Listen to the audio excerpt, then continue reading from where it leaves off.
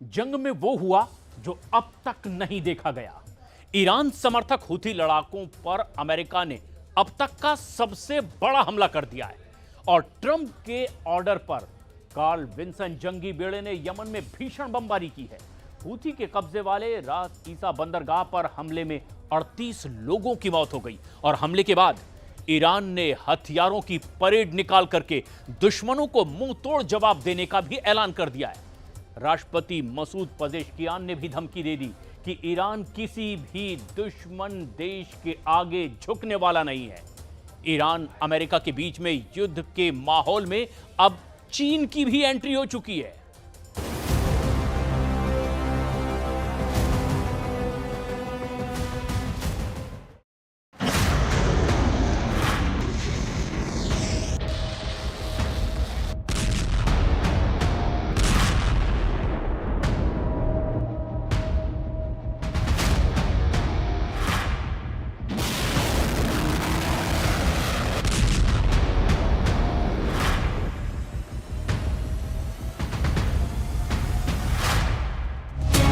Trump ने Houthi को भाप बनाकर भस्म कर डाला। सुपर पावर ने जला डाला हूथी का पावर हाउस।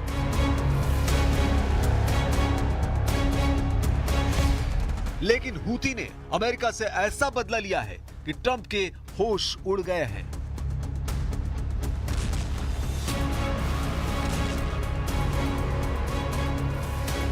खुल्लम खुल्ला युद्ध अमेरिका और हूथी में हो रहा है।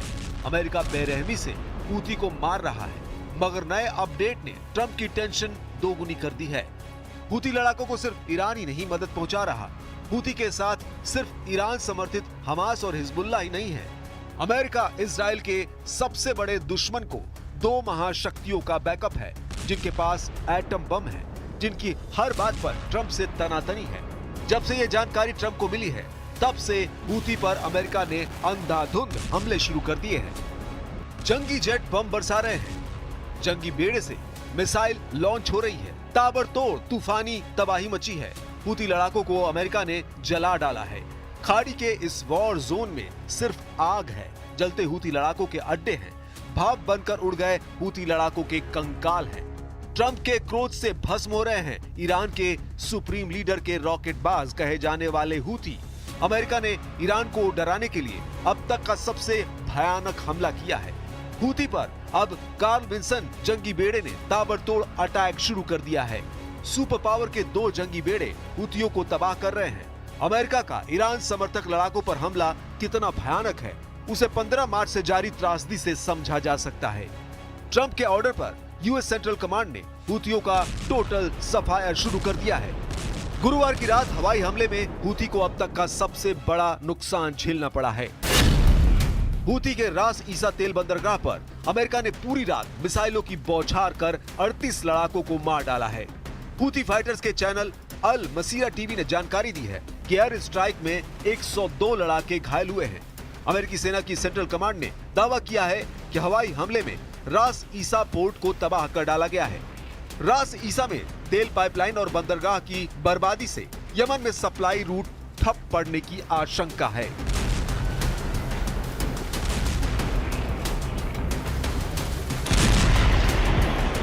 अमेरिका के हवाई हमले के बाद हूथी लड़ाकों के समर्थन में हथियारों के साथ प्रदर्शन किया गया है। हजारों की भीड़ ने अमेरिका को बर्बाद करने वाले नारे लगाए हैं। वहीं अमेरिका ने धमकी दी है कि अभी हूथी को सिर्फ सबक सिखाने भर की ताकत आजमाई जा रही है। ट्रंप ने फुल फोर्स में हमले का ऑर्डर दिया तो यमन क्या दुनिया के किसी भी कोने में हूथी लड़ाके जिंदा नहीं बच पाएंगे। उधर हूथी ने ऐलान किया है कि अमेरिका ने रास ईसा पोर्ट पर बेगुनाहों को मार डाला है। हूथी फाइटर्स ने मारे गए लोगों को मेडिकल स्टाफ और मजदूर बताया है। हालांकि हूथी ने धमकी दी है कि अमेरिकी हमले का जवाब ऐसा होगा जिससे सुपर पावर दहल जाएगा। धमकी में हूथी प्रवक्ता याह्या सीरी ने 13 अप्रैल को हुए हवाई हमले का जिक्र भी किया। गुजरे रविवार को राजधानी सना के करीब अमेरिका ने भीषण बमबारी की थी, जिसके जवाब में हूथी लड़ाकों ने अमेरिका के फाइटर ड्रोन को मार गिराने का दावा किया। साथ ही हूथी लड़ाकों ने इजराइल पर हाइपरसोनिक मिसाइलों की बौछार भी कर डाली थी। نجحت دفاعاتنا الجوية في إسقاط طائرة أمريكية معادية النوع MQ-9 أثناء قيامها بتنفيذ مهام عدائية في أجواء محافظة حجة. تمت عملية إسقاط الطائرة بصاروخ أرض الجو محلي الصنع، وتعد هذه الطائرة هي الرابعة التي تمكنت دفاعاتنا الجوية من إسقاطها خلال أسبوعين، وال19 خلال معركة الفتح الموعود والجهاد المقدس إسنادا لغزة. हूती में न तो कुव्वत है कि अमेरिका से लड़ पाए, न ही हूती के पास वो हथियार है जिनसे वो सुपर पावर को हरा पाएगा। मगर ईरान समर्थक ये लड़ाका ग्रुप इतनी जरूरत रखता है कि ट्रंप जैसे लीडर के आगे सरेंडर को तैयार नहीं। तो इसकी वजह क्या है? क्या ईरान की मिसाइलों की खेप यमन पहुंचने लगी है? क्या सुपरसोनिक हथियारों से लड़ाके लाल सागर में नया इतिहास रचने जा रहे हैं? खाड़ी में जितना जोर जंग के मैदान में लगाया जा रहा है, उतना ही नए समीकरण बनाने में भी लग रहा है। तेहरान ने ट्रंप को नई टेंशन दी है। तस्वीरें सामने हैं। ये खाड़ी देशों में एक नई शुरुआत का ट्रेलर है, जिसकी पूरी पिक्चर इजराइल और अमेरिका को शॉक कर देने वाली है।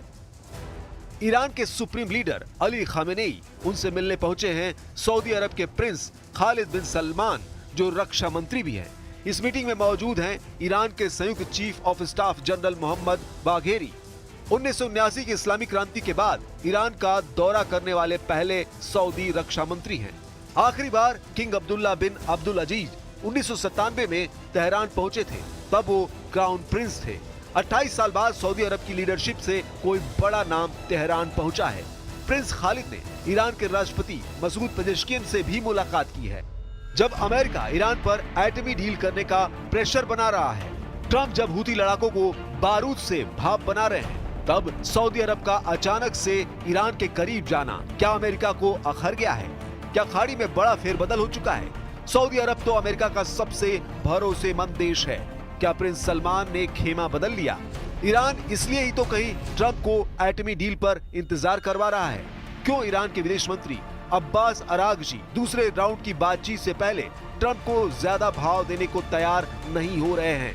متوجه شدم که نیروهای مسلح ما جانمرکفان و از خودگذشتگان و دلاورانی هستند که به این سادگی دشمن قدرت این که بتونه در اونها نفوذ بکنه نداشته و نخواهد داشت. ईरान ने एटमी डील की जो शर्तें रखी है वो ट्रंप को मंजूर नहीं। ट्रंप जो कह रहे हैं वो खामेनेई मानने को तैयार नहीं। इससे तो ये पक्का है कि एटमी डील आसानी से नहीं होगी। मगर अमेरिका और ईरान के बीच तनाव में हूती का अंत न हो जाए, इसका भी बंदोबस्त कर लिया गया है। हूती लड़ाकों को चीन से भरपूर मदद मिलने लगी है। अमेरिका ने आरोप लगाया है कि हूती फाइटर्स चाइनीज हथियारों से लाल सागर में हमले अंजाम दे रहे हैं। به نظرم چیز معمولی بود. ما در هنگام خروج خب دو تا هیئت با هم برخورد داشتند و ما یک چند دقیقه رو گفتگو کردیم. این امر پذیرفته شده هست. ما در برخورد با دیپلمات‌های آمریکایی همیشه نزاکت دیپلماتیک رو رعایت کردیم. این بار هم در همون حد، در حد به هر حال یک صحبت اولیه سلام علیکم اینها به اصطلاح انجام شد و بعد محل رو ترک کردیم. چیز فوق العاده ای نبود.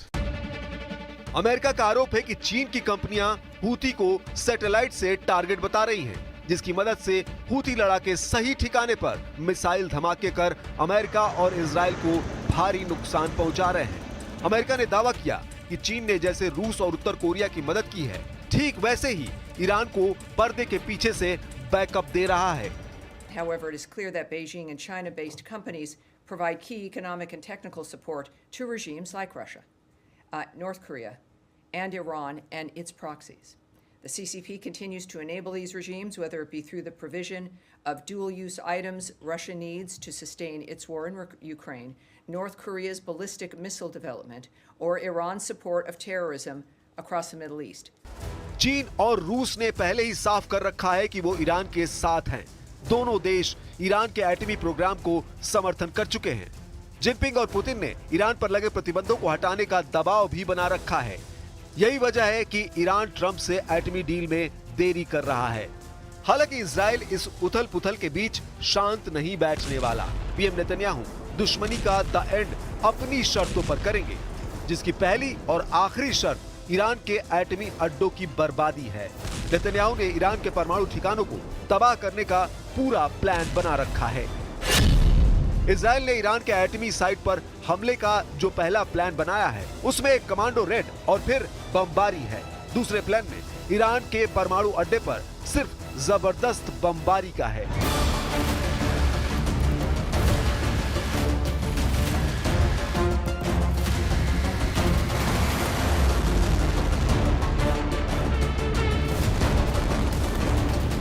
इजराइल अच्छी तरह जानता है कि ईरान इस वक्त सबसे कमजोर है।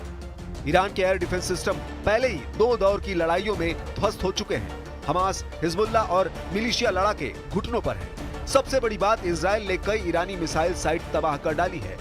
इसीलिए नेतन्याहू परफेक्ट स्ट्राइक के मूड में है।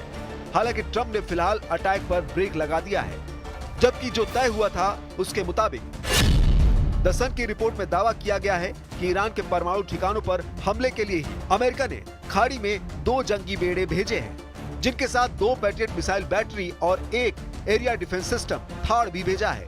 6 B-2 बमवर्षक विमानों को डिएगो गार्सिया द्वीप पर तैनाती इसीलिए ही की गई है।